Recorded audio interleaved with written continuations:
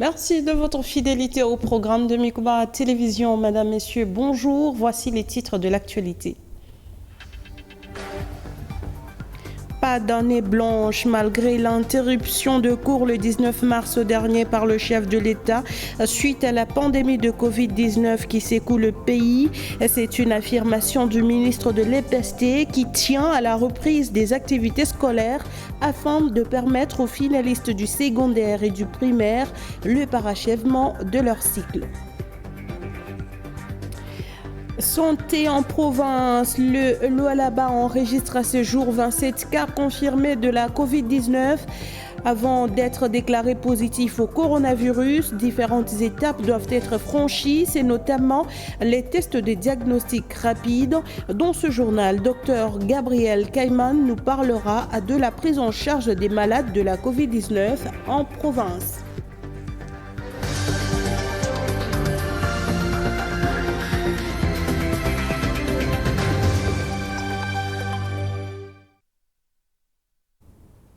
Bienvenue à tous à cette session de la mi-journée. On l'ouvre par cette cérémonie de réception des lettres de créance en République démocratique du Congo par le président de la République, Félix-Antoine Tshisekedi Tshilombo, qui a eu lieu ce jeudi 2 juillet à la présidence de la République en présence de la ministre d'État en charge des Affaires étrangères ainsi que du directeur de cabinet intérimaire du chef de l'État, Deborah Mtonkole.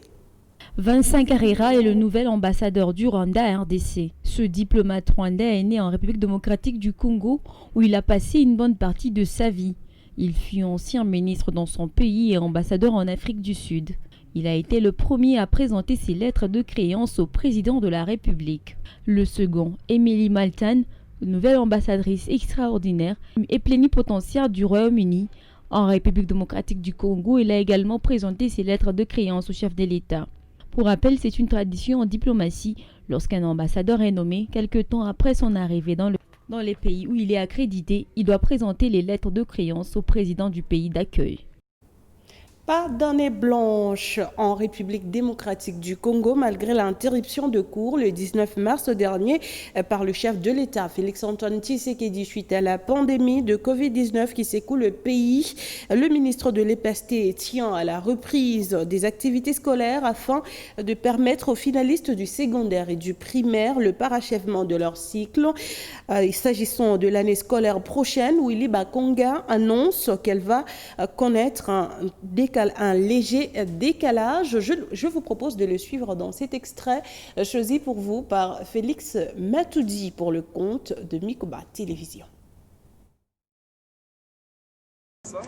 Les élèves de 6e année d'abord qui sont appelés à présenter les évaluations certificatives vont bientôt reprendre et ça va nous permettre de respecter la distanciation sociale, distanciation physique, n'est-ce pas, des élèves et aussi d'autres mesures sanitaires pour mettre, n'est-ce pas, les enfants à l'abri de toute contamination de cette pandémie. Donc, dans d'autres provinces non touchées, qui ne sont pas affectées par la Covid-19, nous aurons quand même une reprise totale, n'est-ce pas, de classe, c'est-à-dire de la maternelle jusqu'en 6e année secondaire. C'est ça ce que nous projetons.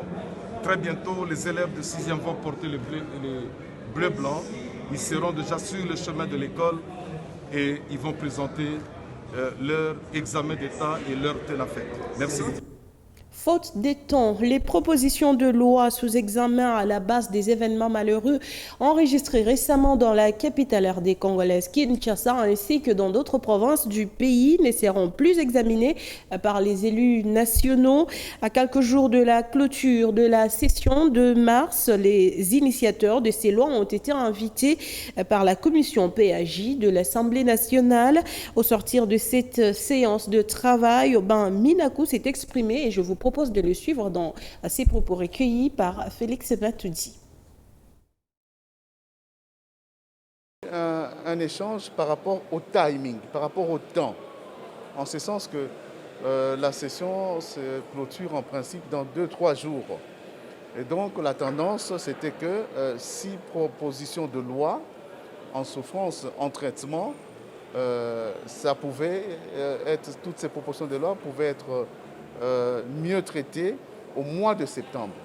Alors nous, initiateurs, ensemble bien évidemment avec la commission PAJ, s'il y a ce report pour le mois de septembre, ce qui paraît assez clair, parce qu'en 48 heures, on ne peut rien faire, nous allons en profiter, étant donné que nous sommes de bonne foi, pour échanger avec les différentes structures, les différentes instances intéressées par cette problématique. C'est ainsi que nous avions déjà sollicité une audience auprès du cardinal, échanger à ces sujets. Nous allons échanger avec les magistrats sur la question, comme cela se fait partout ailleurs. Il y a le même débat partout ailleurs. Et nous allons aussi contacter toutes les autorités, pourquoi pas au niveau de la haute hiérarchie, afin d'expliquer le sens de notre initiative. Et enfin, j'aimerais dire que, vous savez, la coalition Cash FCC existe. Une coalition est faite notamment pour gérer les contradictions internes afin d'aider la collectivité. Et nous sommes convaincus que les contradictions internes seront réglées notamment grâce au leadership du président de la République et de l'autorité morale du FCC, Joseph Kabila, de sorte que nous pourrions et nous allons nécessairement, dans un dialogue au sein de notre coalition, comprendre le sens de toutes les propositions de loi déposées à l'Assemblée nationale, notamment la raison d'être des 3 propositions de loi qu'on qualifie Sakata ou Mina. De retour en Provence, après les jeunes de Kiasoulo, c'est le tour des jeunes du quartier Tiala d'adhérer à la vision du gouvernement provincial, celle du changement de la mentalité. Les comités des jeunes leaders pour le développement de Tiala étaient en tête-à-tête avec le directeur provincial adjoint de la communication et initiation à la nouvelle citoyenneté, Félim Benga. Au cours de leur entretien, les jeunes ont déposé un mémo adressé au gouverneur de province, Richard Mouyej-Mangasmans. Jack Mayumpa.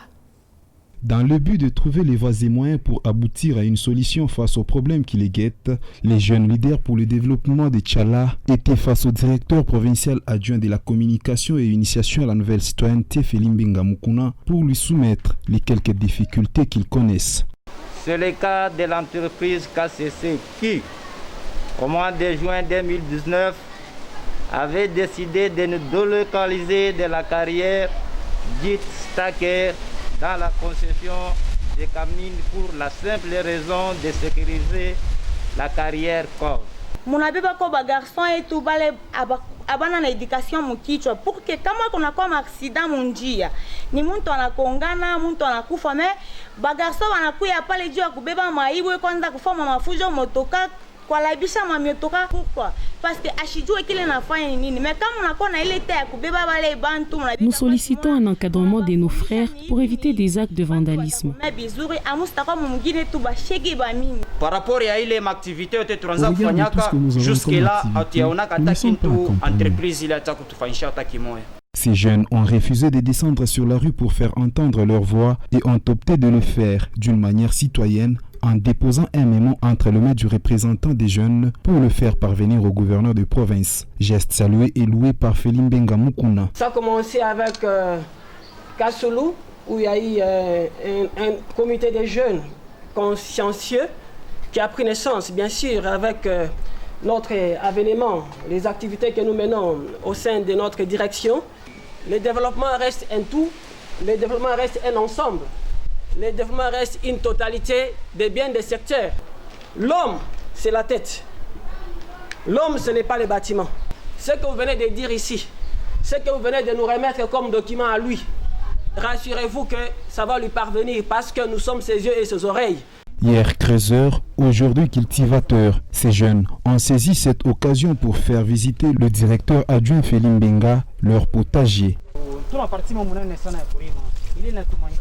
Nous avons un espace important pour cultiver, mais les moyens nous font défaut. Le seul problème qui nous fait souffrir, c'est le manque d'eau.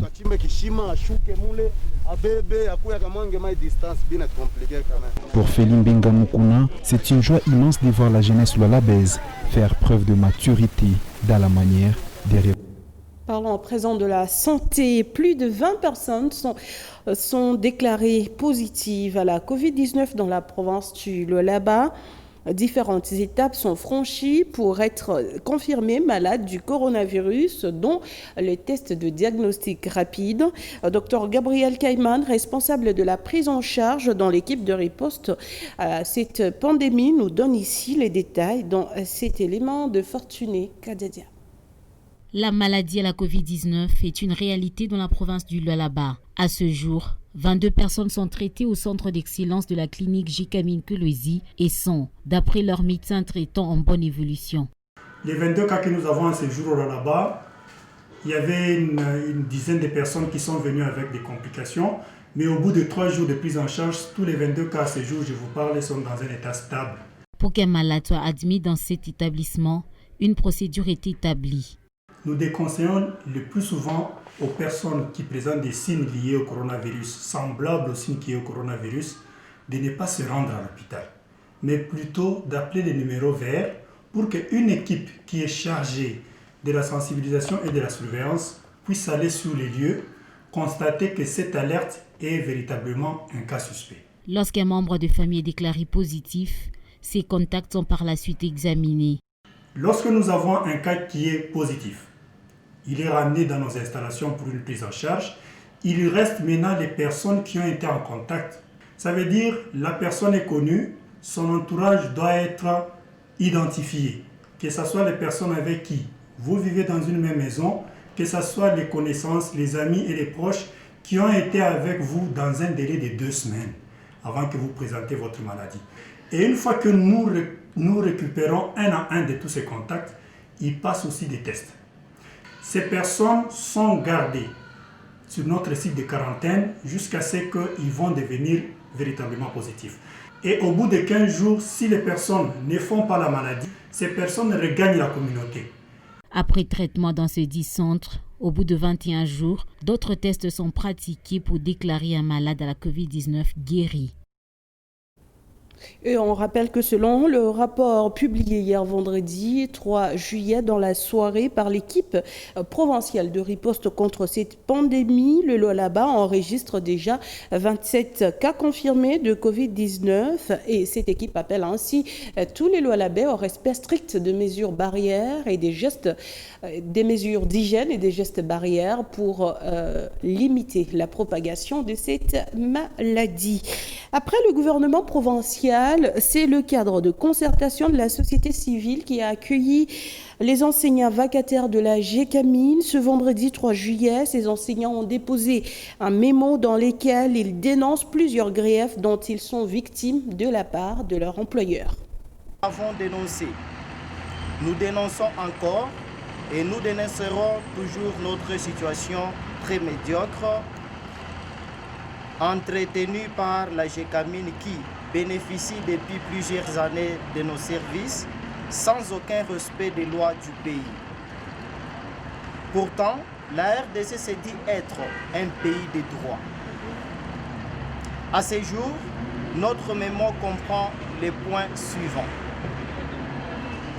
Point en rapport avec l'ancien employé Maison Pungwe.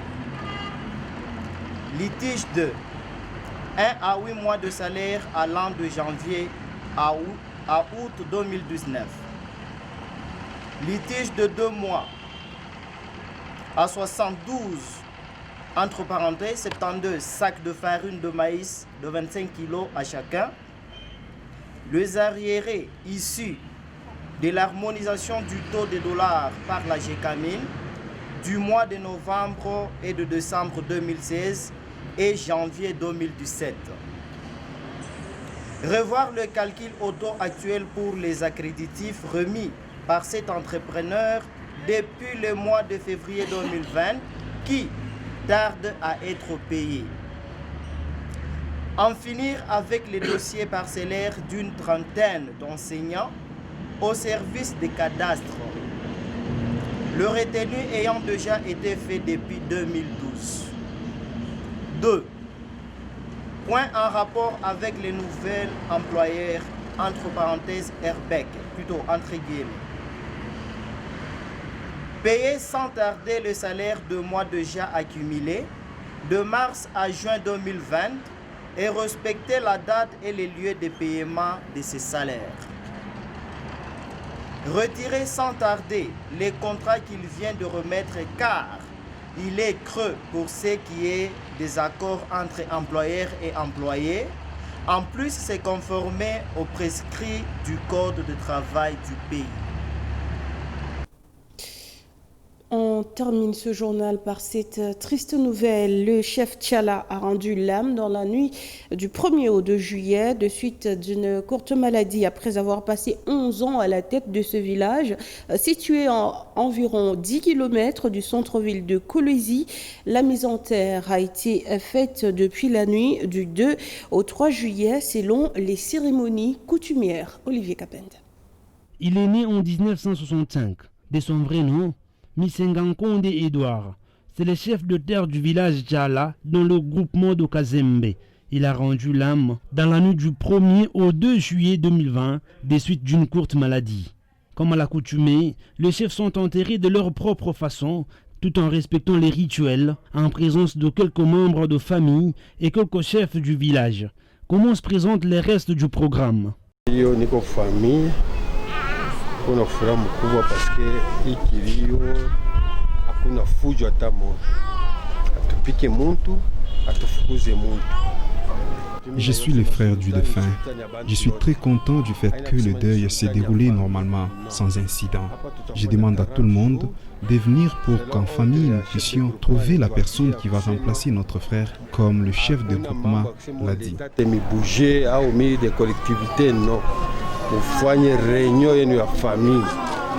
Atuchakula sema huyu ule tu anaweza mtoto wa famille akuye humu tukale pa meza tutoshe sultani wetu huyu moyo.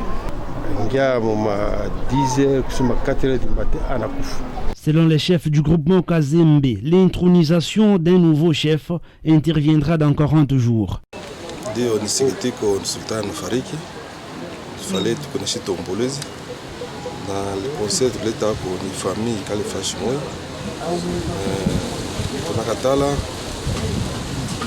j'ai très mal. Nous sommes là pour les accompagner. Moi, je n'ai pas le pouvoir de désigner quelqu'un. Non, eux-mêmes vont se concerter pour désigner une personne qui va le remplacer. Je prends tous les insignes. Je viendrai donner à celui qui sera choisi pour le remplacer.